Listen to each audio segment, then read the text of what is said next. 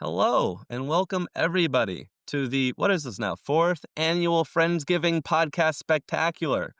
This is our annual tradition where we get to be thankful for the friends we have in podcasting, and we do a round table with American history podcasters. I myself am Kenny Ryan Austin. Last name's new. I might explain that later, folks are curious.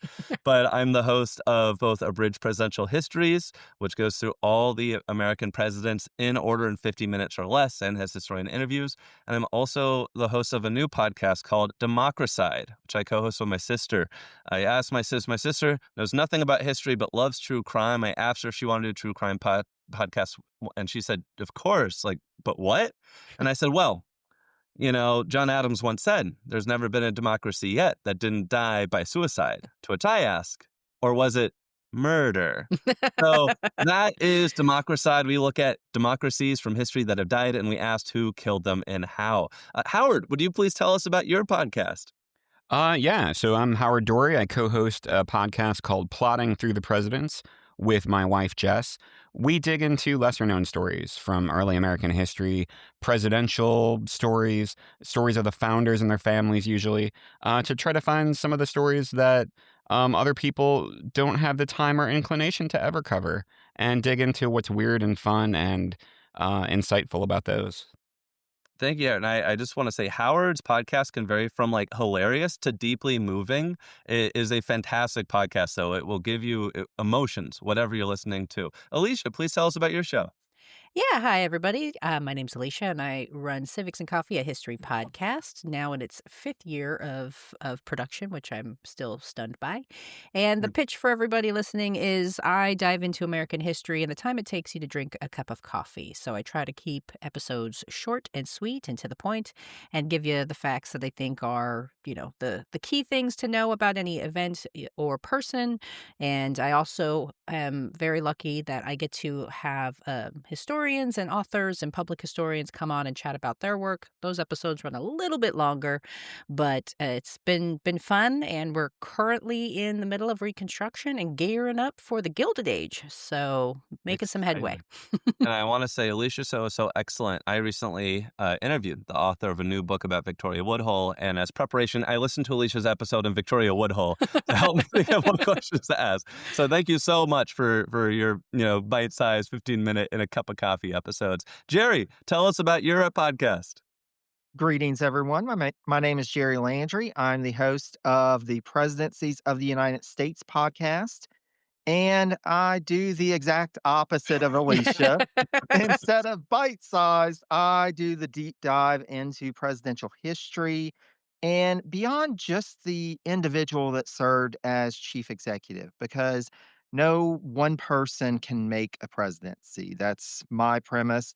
And so we explore cabinet members, we explore vice presidents, we explore all the events that you may or may not know about to try and get a rich understanding of what this office is, how it's been shaped and reshaped through history.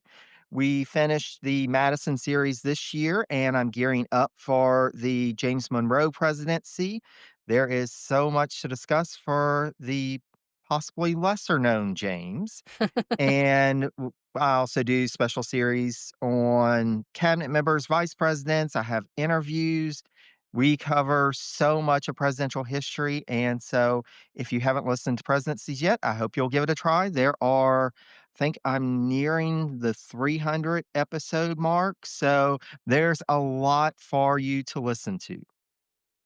Yeah, you will not find a deeper understanding of presidential history anywhere than Jerry's podcast. So if you ever listen to me or Alicia and you're like, I just want a little bit more or maybe a whole lot more, go to Jerry because he's got it for you. So the way we do this Friendsgiving Spectacular is each of us prepared one question for each other podcast host. And we will do a roundtable discussion going through those questions.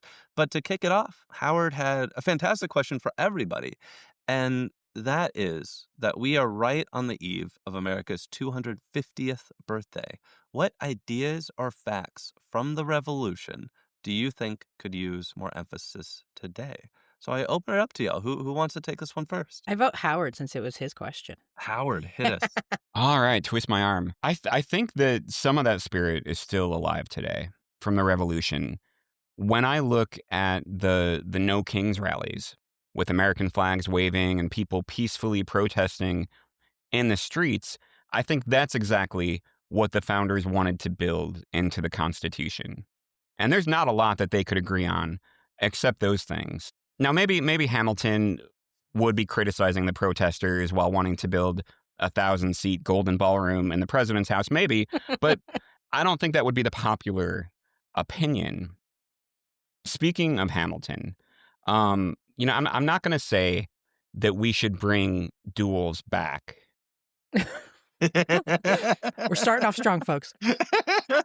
But Uh-huh. there is something to be said about that honor culture where Mm. where people were willing to back up their words, with their lives, where your reputation depended on your word, and there were consequences for lying.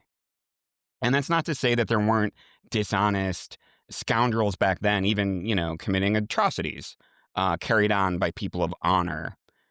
But to be a leader back then, the appearance of honor was important, and that gave society some kind of common ground to start from, where you could argue about the meaning of things and what to do about them, but there was still generally only one truth.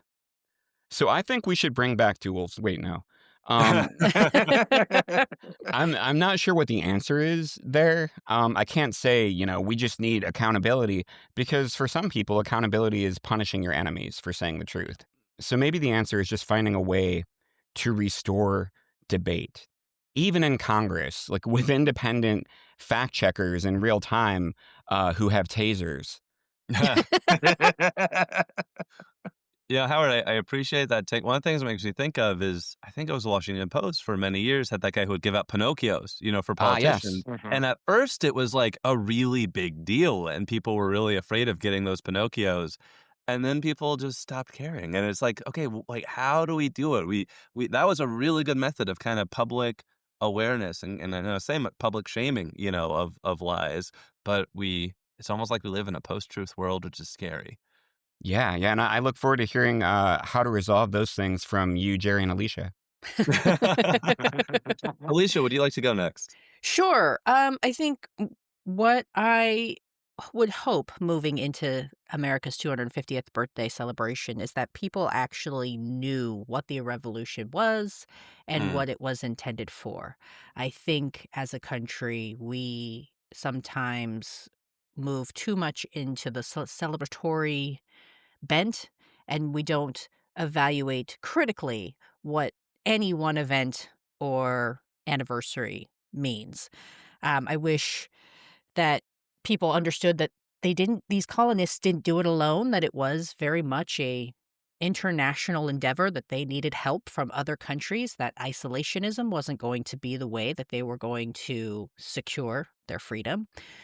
I hope that people understand and can appreciate the fact that they were flawed human beings, that Mm. in mission and in purpose, yes, they wanted liberty and freedom for themselves while kind of denying the same for enslaved Africans and indigenous Americans. So I think having a true understanding of what it was all about. And I think, too, in understanding that during the revolutionary period and kind of creating the Constitution, that even the founders themselves did not think that the Constitution was this static document that was gonna Yeah. be a Uh-huh. tome for all time. Thomas Right. Jefferson himself, he said that it needed to be changed out every 19 years. And if I have the quote here, it says, "Every constitution then and every law naturally expires at the end of 19 years. If it be enforced longer, it is an act of force and not of right." Hmm. And so I wish more folks knew that, and I think we would have a different sense of our politics if more of us Americans really understood the complexity and the nuance of our history. I think we could still appreciate the American Revolution and what it did, but I think having a fuller and deeper understanding would put us on better footing. Really interesting. Thanks for sharing that, Alicia. Jerry, what's your take? So I definitely agree with Alicia. This idea that we shouldn't we shouldn't have the Constitution be this untouchable document because, again, we're coming up on 250 years. The Constitution has been in place for over 200 years, and the nation and the world that gave birth to that document is Mm, no longer here. mhm, It has changed. Our nation has changed. But I think what we can take from the revolution and from the ideas that gave birth to that document is that we have to be engaged as mm, citizens. That's the only way this works. We are not going to have all the answers. No one of us is going to have all the answers. That's why we have to come together. And we're going to get it wrong sometimes. And we've got to be okay with that. But just saying, and we've also seen in history what happens when you know that there's a problem and you kick it down the road, or you trust that this other person who is making all these promises that they're going to solve everything. If we trust them implicitly, we are going to end up in danger.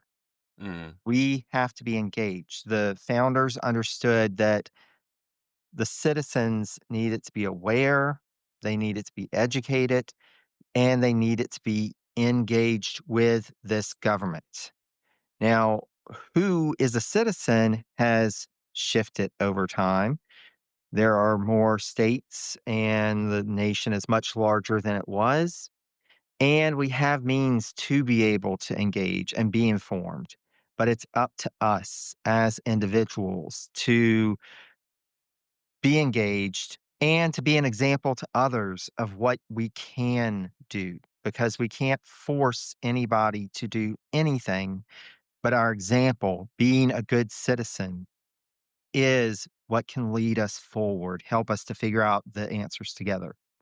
Or then we can just turn to Howard's idea and just bring back dueling and, be done with all of it. There we go. I really like, Jerry, what you and Alicia have said. Alicia, by the way, I didn't mention that 19-year quote. Great quote. Thanks for pulling that up and surfacing it here.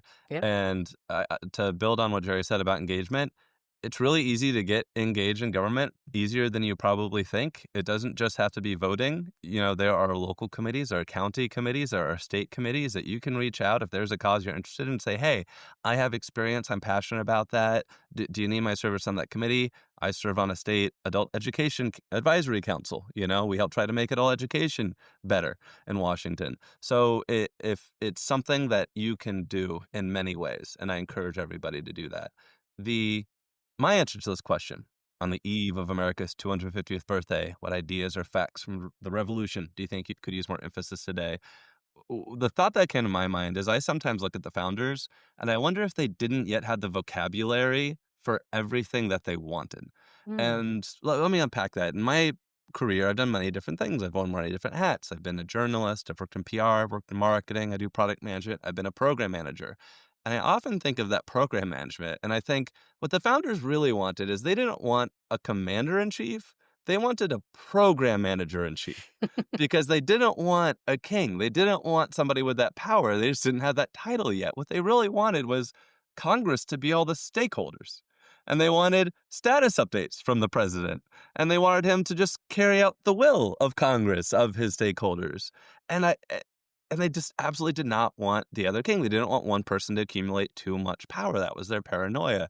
And I think if they'd had that, like if we called the president a program manager in chief instead of a commander in chief, just how different would everything be, even at a subconscious level of how you think about that person and what they're allowed to do and what they're capable of doing. So that's one of the thoughts that comes to my mind is you read what the founders really care about, you read what they want, and you sometimes realize they didn't quite have the vocabulary to frame things maybe the way that they might today. And it would be so interesting if that's what we had and how that would change all our debates and discussions and how the political system works here. All right. Let's jump into our round robin of questions. So I've got the first one up for Howard.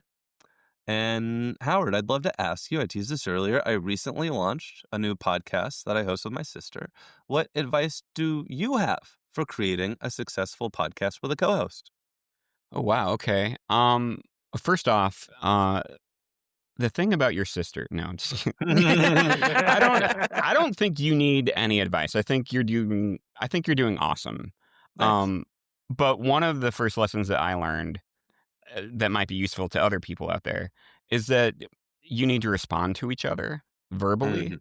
Like in the beginning, Jess would say something in reaction to a story that I kind of had scripted, and then I would just sort of move on Right. because I was stuck in the keep telling the story mode. Right. Um, Yes. and I mean, I performed weekly improv shows in college. That was all about building something together, but it's like I forgot all of that Yeah. in front of the microphone. And I hope that I learned as we kept going to be more flexible, to explore riffs and tangents, because that stuff can always be edited out later, but you never know when it's going to turn into something really fun that connects with people. Great And there are advice. always going to be people Yeah. who don't like any banter, especially if it's in a woman's voice. Yeah. That's just Yeah. how it is out there. They just want to hear straight narrative storytelling. And there are plenty of podcasts that they can listen to if they want that. Yeah. But the joy of having co-hosts is that there's human interaction and reaction. So just embrace that. Figure out your unique strengths and roles with each other. Lean into those. Communicate behind the scenes too about Mhm. expectations, about schedule, and just have fun with it. Thank you very much, Howard. Great advice. All right. So I have a question for Alicia. If you could co-produce a podcast series with one museum or historical archive or even a brand or a company, what would it be? And what would you want to explore with it? Yeah, that was a good question, and you sent me on quite the deep dive, the rabbit hole of like, "Oh, I could do this. Oh, I could do this. Oh, I could do this." So I landed on 2, I apologize. They were both kind of right there in line for me. The fun one, I will say first, in my opinion, would be the Walt Disney Museum. It's right in my Mm. backyard in Golden Gate Park, and I would love to do a series on the Haunted Mansion because 2026 marks the 55th anniversary of its opening. I think it opened in 1971. And so I think it would be really fun to just talk to the Imagineers and figure out how did this ride come to be in operation and what was the inspiration behind it. It's also one of my favorite rides when I go to Disneyland. So a little selfish on my part. But also talk about like what's the cultural legacy of the Haunted Mansion, right? We've had films now based on it and it gets the holiday overlay every year. So just would really love to do that. I think it would be really fun. So anybody who listens who's from the Walt Disney Museum, give a girl a call. But the other one, the one that I think is probably a little bit, quote unquote, more serious, more academic, would be the Women's Museum of California. I Mm. would love to do a deep dive into women's role in the evolution of California's social safety net. It's what I did for Mm. my thesis when I was in graduate school. It's something that I hope to turn into a larger project someday. And so I think this would just be a great partnership and talk to maybe some of the big names in the field, talk about their experiences doing this type of work. Start with before the state was even a state and when women were doing private charity work. And I think a lot of people would be surprised to learn that from the jump, even before the Great Depression, California had a lot of charity, indigent type agencies, and that women were at the forefront of a lot of those. They were, by statute, legally required to be on these committees. And so I think that's a fascinating history that many people probably don't know. And then I think you could pepper it in with like the big names that people might know, like Frances Perkins or Julia Lathrop or Jane Addams, right? So I think there's something to be said about the local and the national and just showing this larger story for women. So, Cool. I love that. thanks. All right. So my question is for Jerry. You produce a lot of content very consistently. And as we have already joked about in the opening minutes of this Friendsgiving episode, you do the deepest of dives, which requires a lot of research. Again, we are graced by the view of your wonderful books. I just need to know, how do you keep it all organized and stay ahead of the game? Very carefully. No, it's so what ultimately became presidency started with a project years back to read a presidential biography in order of each president. We had kind of our criteria were it had to be like a full biography. And as I was reading it, I realized I don't know if I'm going to come back to this book again. And so I need to go ahead and start making notes. And so I came up with an access database that has presidential history. I can go and reference like, the date that things happened. I can do run a query for certain keywords. I have it organized by presidency. And so that really helped to get me started. But then as I'm continuing to read, if and especially thinking of the Seat at the Table series on the cabinet secretaries or the vice presidency series, as I'm reading and I learn something as I'm reading about a future secretary or vice president that I'm going to cover, I go ahead and have an outline file saved so that way I can go in and just, make some notes, note which book it is. So that way when I get to there, I can come back and I can reference it. I can add to that. It is a lot. It is a lot. And in terms of trying to keep up with the episodes, I'm an Excel guy. Mm, Everybody mhm. knows in my day-to-day world, I love Excel. And so I have a spreadsheet that has when I'm planning on recording, when I'm planning on editing, when I'm planning on releasing, some key facts about each episode, length, all of that. Yes, I'm a little I'm a data guy. I can't help it. But it is the way that I'm able to keep everything together and make sure that I know what to reference when I get to that point. Yeah, you said run a query, and I damn near ran for the hills, so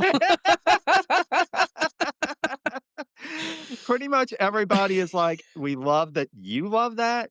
That's good for We're you. glad somebody's doing it." Yeah, it never occurred to me to like VLOOKUP the presidents. That's Right. Well, now they have X lookup, so it doesn't have to be V or H lookup. oh, I Oh, just fell asleep. yeah. We just lost her. I'm in awe. That will be my new podcast. The Yeah, Excel spreadsheets of the United States. there you go.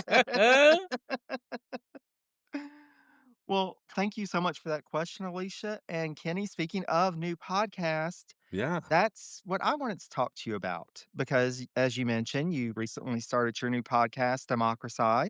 Mhm. And so I was wondering, Kenny, what lessons did you learn from launching Abridged Presidential Histories that helped to make this podcast launch smoother? And what Mm. would you do different if you had a chance to launch Abridged Presidential Histories again? Thanks for the question. So I launched Abridged Presidential History 5 years ago, and so much has changed. I mean, in my life, I'm now married. I have a child. I have many more commitments going on in my life. So there aren't a ton of lessons to carry over, especially since I now have a co-host. It feels like it's more lessons to learn, which is why I came here just to ask Howard Dorr how he does it. Like how do you schedule two people with busy lives? How do you promote when social media sucks? Like I grew APH using Twitter, to grow that. I would find people, the similar podcast, and I would follow the followers, and then they would follow me back, and then they listen to my podcast, and that led to a lot of growth. But social media does not work the same way it used to. Like that's not a practical strategy anymore. So it's more been trying to figure out new tricks. But if I were to start a bridge presidential history over again with today's tools and tricks at my fingertips, I would save so much time by just using AI to design my logo. That's what I did for Democracy. That was much faster. Working with my sister to do that. For Bridge Presidential Histories, I was using various, Photoshop tools, trying to make something cool. So that was very much there. And I also would have done historian interviews from the get-go as I was doing a Bridge Presidential Histories. I think it was about a year into it when that started coming together. And one of my most frequent questions I get is, hey, you're going to do some historian interviews. I'm like, those early presidents, George Washington, Madison, Jefferson, Adams, and that would be something that would start from the get-go. So, yeah, thanks. Nice. Good question. All right. Let's see what I've got. I got a question for Alicia. Ooh. Alicia, I really enjoyed your recent interview with William Taubman, author of McNamara at War, which is totally on my holiday wish list from my family. And it got me thinking, McNamara is a guy he was the Secretary of Defense under JFK and LBJ during Vietnam. And he's a guy who I often find myself struggling to figure out what to make of him. I keep reading something new that is oh, wait, but what about this? But what about that? There's so much that comes out. He's a complex guy. So a question for you, is there anyone in history who your opinion made an unexpected 180 turn on as you learn more about them? And who was that and why? So first, the book is great, and you'll have a completely new and different interpretation of Another. Bob McNamara. So definitely pick it up, and I hope you get it for your holidays. Yes. I know. So this one I was struggling because I going to history high school class, right? They don't do a lot of deep dives into people, right? You get Mhm. presidents. And so I remember learning about Ulysses S. Grant, and the things that Mhm. we learned about him was that he was a general in the Civil War, that he was president after Johnson during Reconstruction, and that his presidency was littered with corruption. Mhm.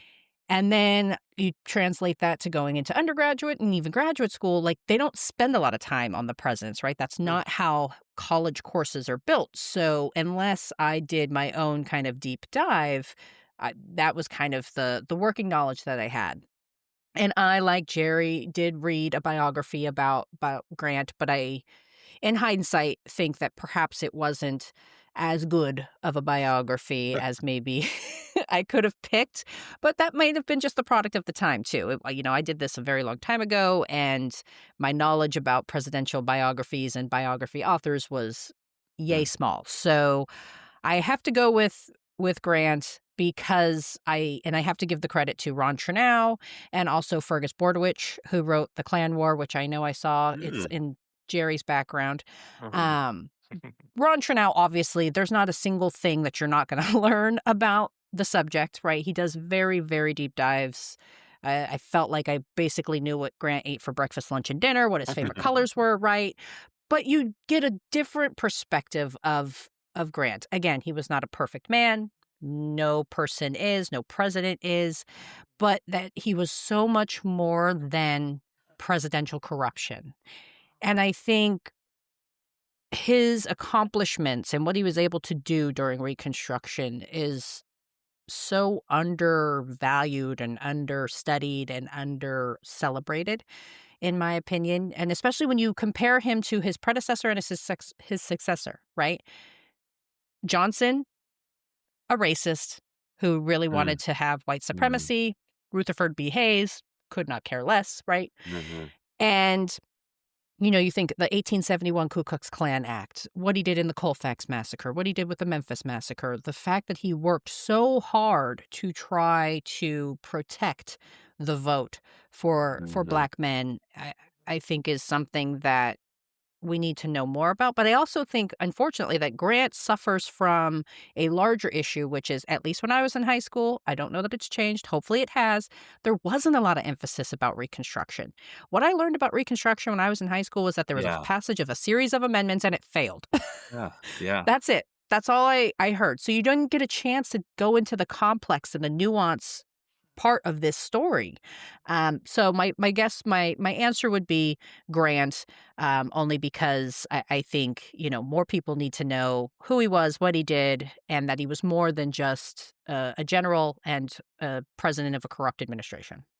That's a great answer. Grant, same thing for me, absolute 180 once you start reading into them. And I'll plug something for the future. A future season of Democracide will be How Did Southern Democracy Die for Black Oh, Voters? Ooh. So it'll look at Reconstruction. So that'll be sometime down the road. Don't know when we'll get to it, but that is definitely something I want to dive into in that podcast. oh, I'm so excited. Yeah. Okay, so my next question is for Howard. Welcome to the graduate school life. You recently started a Woo. master's program. Whoop, whoop. I really Yes. just want to know, how's it going? And what do you hope to gain from your experience? Yeah, that's right. Thank you. So I'm going for a master's in history at the University of Massachusetts Boston's online MA program. I'm really enjoying it so far. It's a ton of reading. I feel my eyeglasses prescription increasing every day. Um, but I'm doing it because I love history. I want to do it professionally. I want to write more. I want to hone my research skills. And Mm. yeah, I think going through this rigorous program and developing those skills can be a springboard to more professional opportunities. And yeah, just get me going faster because I'm plodding through the presidents. I'm moving slowly. I need to move a little more quickly. Having to write like 3 20-page papers in a semester maybe will help with that. We'll see. Um, One of the courses I'm taking this semester actually is on the history of fascism, which Mm. Oh, is it's really interesting to yeah. look at that. It's focused on the different fascist movements of the 20th century and what they have in common and what their differences are.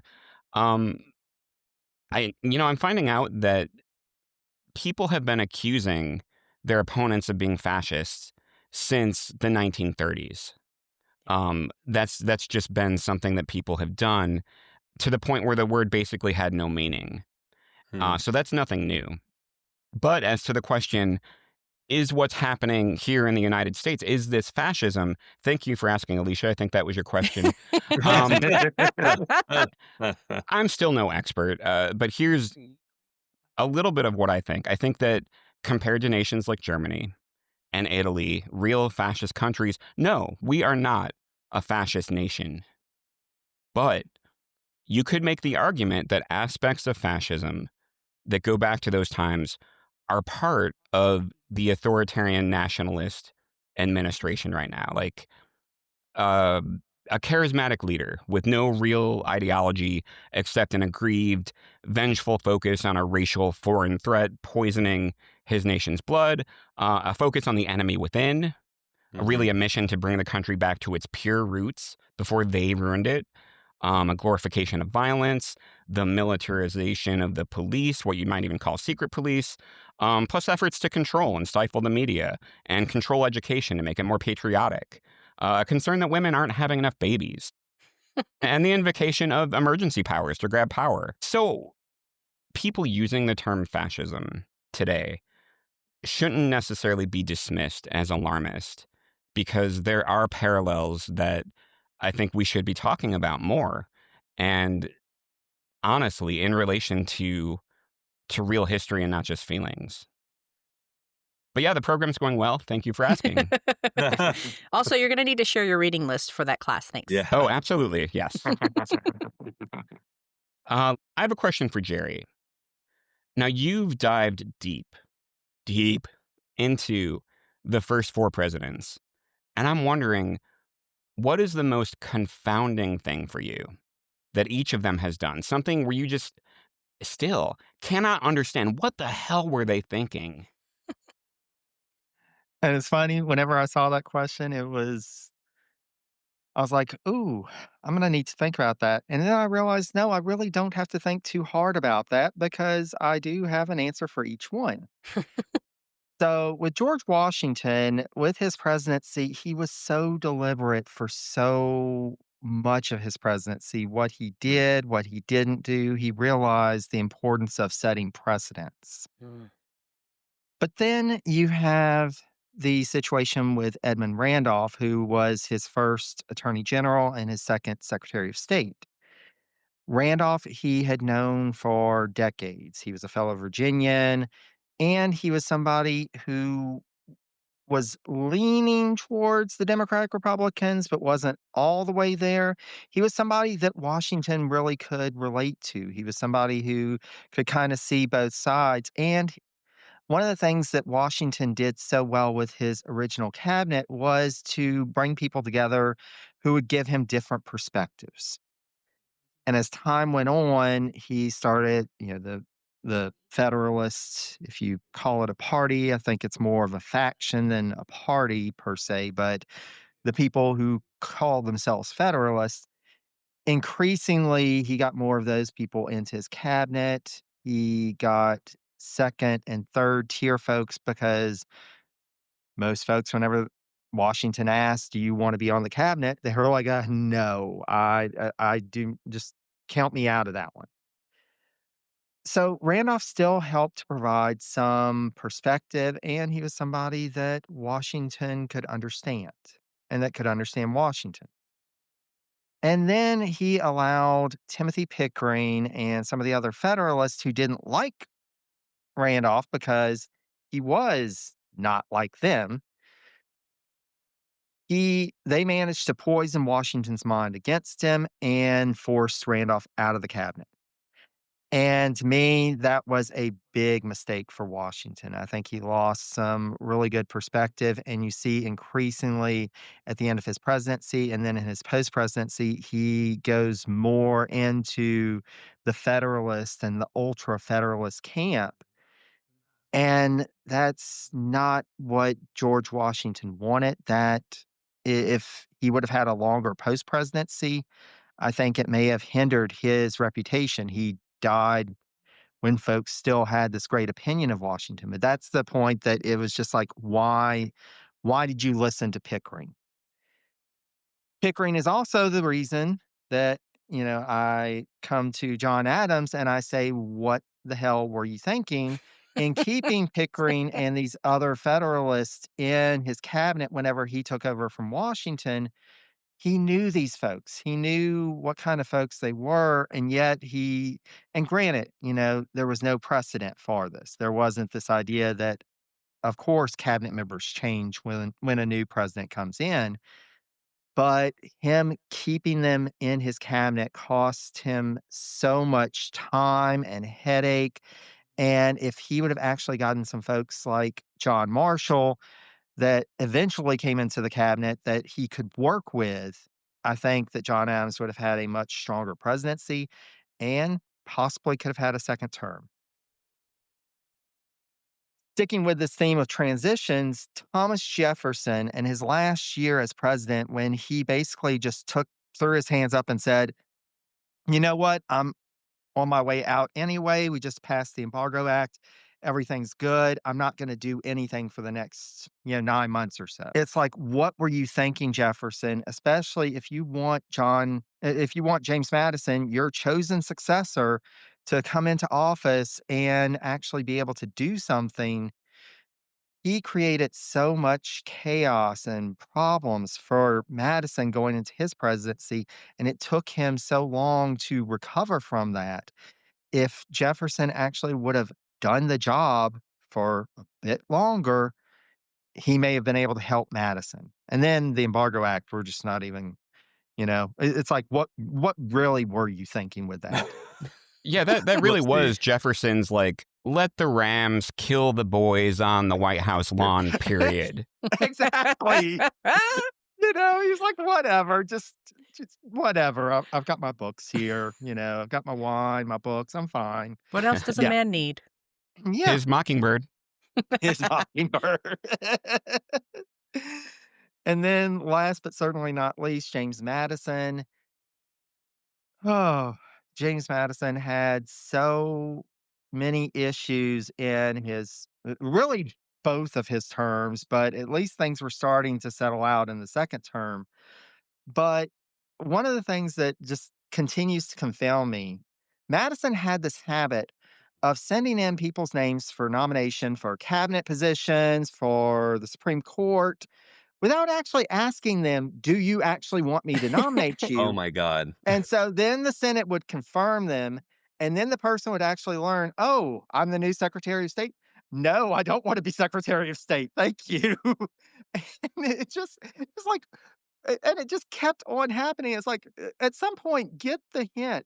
There's an order for these things. First, make sure that the person is actually going to accept, then send in their nomination. And oh, by the way, if the Senate isn't in session, you can always appoint them and send in the nomination later. But let's just make sure that they're actually interested first. Come on, friend. You created more problems for yourself than you had to. That's a good one. But yes, they all had those "what were you thinking" moments for me. Nice. Well, thank you so much for that question, Howard. It was a fun exercise, and like I said, it didn't take me long to come up with those, but it was fun to kinda go back through and think, like, where were the times that I was just like, what's going on here?" So, going a little further into history, with my question for Alicia. So, Alicia, you're progressing, like you said, through the Reconstruction and you're about to get to the Gilded Age in your podcast. And I just wanted to see what has been the most surprising thing that you've learned thus far in your research? And what's been one key takeaway from your study of this period of American history to date? A period that I'm going to get to maybe like in 20 years' time. And that's okay. You take your time, Jerry. We all appreciate it. I leave it to Jerry to ask one of the most philosophical type of questions, like this one surprising moment. So I would say the one thing that I love about the podcast is I also take requests from listeners, Hmm. and I have some of the greatest, most inquisitive listeners around, and they put in some really great topics, present company included. So I've gotten a chance to really discover things that I just would never otherwise think to look into or even have any awareness of. Things that come to mind is the history of the World's Fairs. That was one of the first Mm, requests that I got. And so mm. I asked the person, I'm like, is it just one World's Fair? Do you want like the whole thing? And they're like, as much as you can give me. And little did I know that that would turn into 3 separate episodes. So I could cover all of them. And just the ones in the United States, too. So Mm. that was quite fun.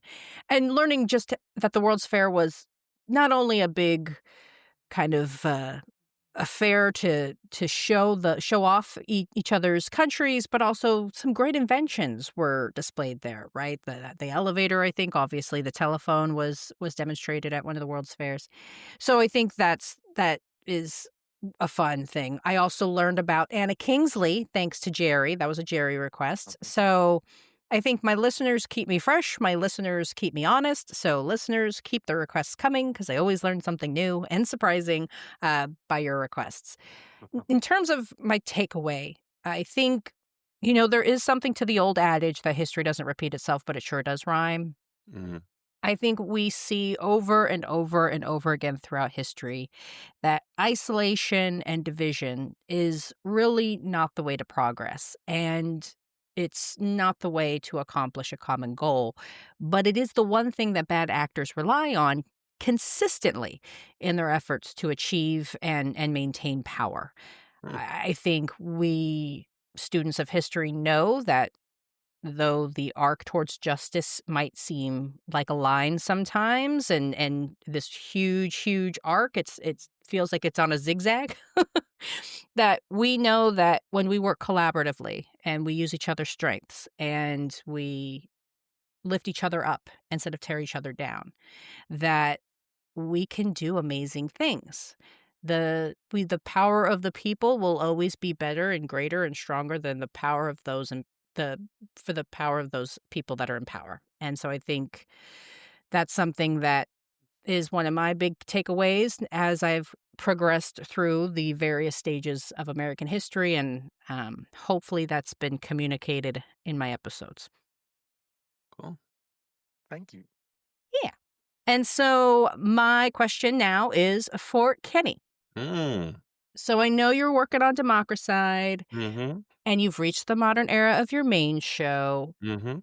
but have Yeah. you ever had any desire to maybe go back through and cover a president again? Say, I don't know, interview some historians about the early Mm. presidents, or maybe do something, because I like to give people extra work, do a little abridged vice president series.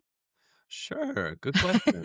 I, have not thought of going back and doing, like, old presidents again, but I have definitely thought of doing historian interviews, and it's something I am kinda keeping an eye out for, like the recent interview, with the author of the book about Victoria Woodhull, first woman to run for president, it's like, as new books come out, keeping an eye out for opportunities to interview the historians, or might just, occasionally on a lark, reach out to a historian who looks great and I want to talk about Washington with them or something like that, or her. So there is a little bit of that thought. Before I decided to do democratize my next project, though, I did really think that my next project was gonna be the abridged Supreme Court history. or Oh. some kind of Supreme Court history. I would frankly love to do just like a special season on all the worst decisions the Supreme Court has ever made, because there are so many, and there are so many questions about the Supreme Court. It's like, why do they have their power? Do they still deserve it? Who else could have it? You know, for a group of people who say that we're going to decide what's constitutional by looking at the Constitution, there's nothing in the Constitution that says they get to do that. You know, it just kind of came out as a freak accident because the Constitution didn't say anybody could do that. And everyone started fighting for that power, and it kind of fell into their lap when it seemed like they were making good decisions. They would earn that credibility, and people increasingly look to them. But I mean, you can look at everything from the Dred Scott case to Plessy versus Ferguson, Citizens United, the recent decision that presidents just can't break the law while they're presidents. You know, like there have been a lot of decisions that you look at, and any objective person would just be like, "What?" You know, like, are you really applying a legal and scholarly and like, or are you just coming at this from a political angle? Is this not real? And why? Like, did the founders ever want these unelected, unaccountable, lifetime people to be able to determine what the law is for folks around the country? So that is one that I've always wanted to whether do a podcast on or write a book on or just talk more about. Because, yeah, the history of the Supreme Court, and especially just like the history of the worst Supreme Court decisions ever, especially, would be really interesting to me. So that is the answer to that question. That was a fun question. So thanks for throwing that my way. I feel like if you write a book about the worst Supreme Court decisions, you might have an audience. I'm just saying. I absolutely. I actually pitched somebody once on we're I think we have like had 110 or 111 justices in history. And when the 112th is nominated, I want to write a book, 112 Angry Men, which is mostly men, you know, and just that like that would be the Supreme Court history that I want to write. So we'll see what happens. We'll see what the future holds. Thank you for that great question. I have a question for Jerry. Um, Now, I don't know if all of you guys have seen this, and Alicia, you know, we're recording this in late October, and there's a new Netflix miniseries out next week about the assassination of President James Garfield by the madman Charles Guiteau. And I can't wait to watch it. Like I am stoked for that. It looks great. So my question to you, Jerry, is if you could make a miniseries about any obscure time from presidential history, because that is an obscure time. Like I was like, they're making that into a miniseries? Amazing. But how did that get like what? That's amazing. But what would you do? What would your obscure story turned into a miniseries be and why? So first of all, Kenny, I am excited about that as well. I think they announced that they were doing this like a year or so ago, and I was like, "Oh, yes." And then I saw, "Oh, coming out in fall 2025." I was like, "That's a long way away." Yeah, that's a long way. Like, "Come on. I want it now." So, I'm glad we're almost there. I can't wait to see it. So, I don't think it's gonna come as too much of a surprise to Presidency's listeners that I would want one on William Henry Harrison, Of course. and I think that you could come up with a really great miniseries about the election of 1840 and his Mhm. short presidency. I think you've got some great characters to work with. I mean, this is a time you've got Henry Clay, you've got John C. Calhoun, you've got Daniel Webster, Yeah. Andrew Jackson's still kicking, somehow fueled by hatred and vitriol. And then you've got this guy who knew Washington, who got his start with an army commission from George Washington, who's known many of the main players in the early republic for decades. And his story is just so fascinating. I think it would be an amazing miniseries. And, you know, I'm working on my Harrison biography. Hopefully, I will get to it before I get to the Harrison presidency on presidencies, but we'll see what happens. But to me, that's just it's always such a fascinating story, and I think it could be made into a great miniseries. But another one that came to mind, Yeah. not quite as obscure, but please, somebody needs to make this. Aaron Burr. I mean, just Ah. Yeah. you it may not even be a mini series. Like you could make like a few seasons of Aaron Burr. And again, Mhm. just so fascinating. There's so much to talk about and so many different ways that you can do it, so many different figures. Yeah. I mean, there are, and that's part of, and I imagine for y'all as well, these hidden gems in history that folks don't know as much about, and you get to share them with folks. It's amazing. So I say William Henry Harrison and Aaron Burr. Let's go ahead and make a deal. I feel like the Harrison one for his presidency, like, you could do that almost in real time, like 24 or The Pit. Yeah. Just follow Yeah, the there we whole go. thing every hour. There we go. And and there was a lot that happened in those 30 days. So And Burr, I mean, that's a way to marry, like John Adams and, like, Red Shoe Diaries on a premium channel. Like, you could really that's a four square every exactly. audience. Here, you'll there will be something for everybody. Yes, yes. There you go. Well, thank you so much for that question. And Howard, speaking of obscure figures from presidential history, Ooh. so I had to ask, when are we going to start our William Wirt Appreciation Society? And are there any other historical figures besides Wirt and, of course, the Adamses that you've come across recently that have piqued your interest for further study? Yeah, thank you, Jerry. I mean, that was a wild ride with Wirt, wasn't it? Like, I for some background, I got to be a guest on Jerry's show where we talked Mhm. a lot about William Wirt. He was an attorney general and lots of other stuff. I was thinking, surely, Jerry's gonna cut a ton of my inane ranting and spare the audience from having to experience that. But then you turned it into 3 episodes. You are not the ruthless editor with myself as I am. I mean, it reminds me of a quote about a film editor. It was there was nothing on the cutting room floor except the editor's feet.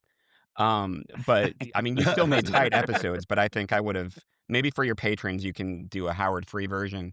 But no, you did a great job with it. It was a lot of fun.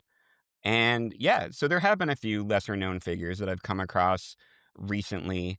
Very different random figures. Like Elder John Leland was this like Presbyterian preacher in the late 1700s, early 1800s.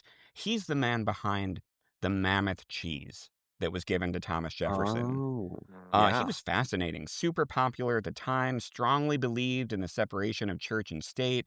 He once had a demon in his walls at home. It went away after a while.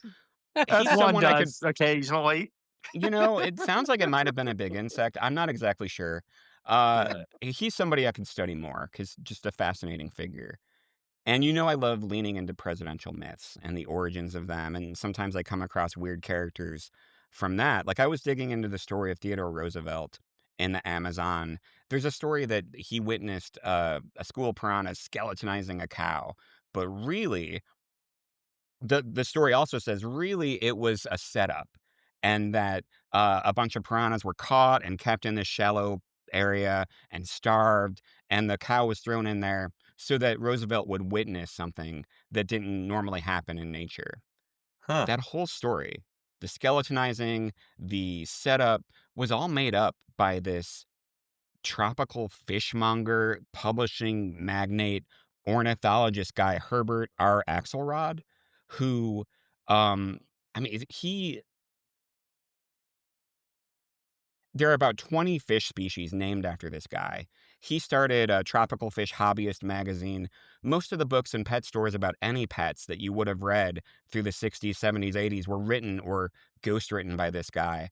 And Hmm. 70% of him is like legit amazing expert, but 30% is like corrupt con artist.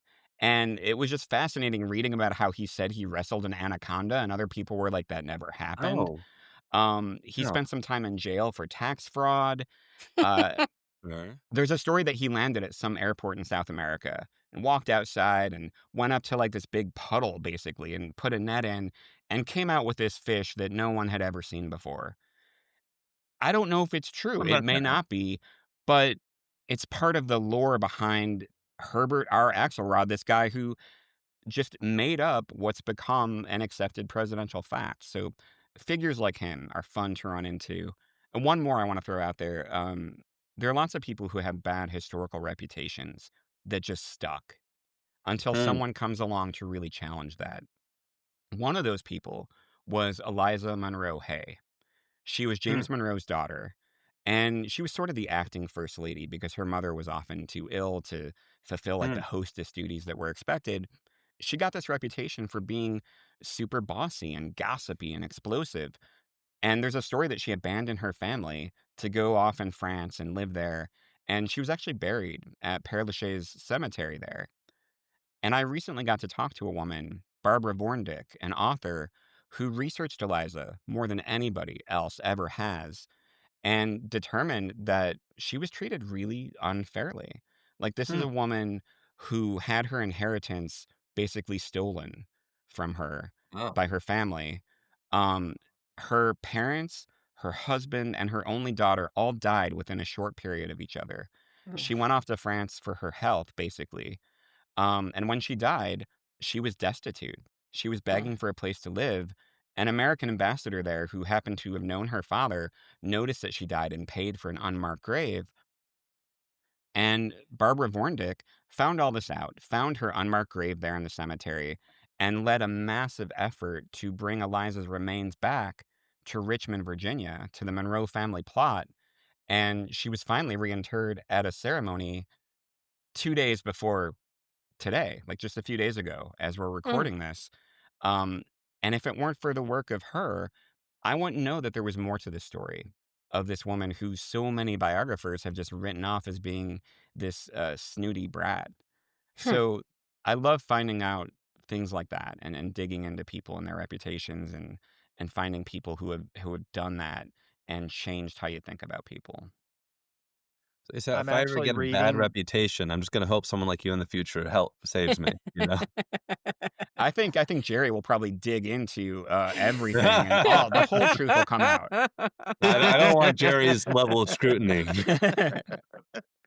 It's funny, I'm actually reading the Eliza Hay biography now Hmm, because so for presidencies, I always try and do an episode on the first lady or whoever was acting as first lady.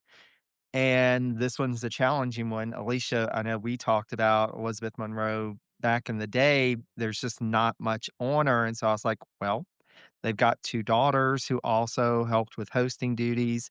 And then as I was starting to think about it, I found the biography and I was like, oh, perfect. This is actually when publication is working out for me. It's not like a year after I do the episode and then somebody comes out with a great biography. hmm. So, Kenny, my next question is for you. Alright.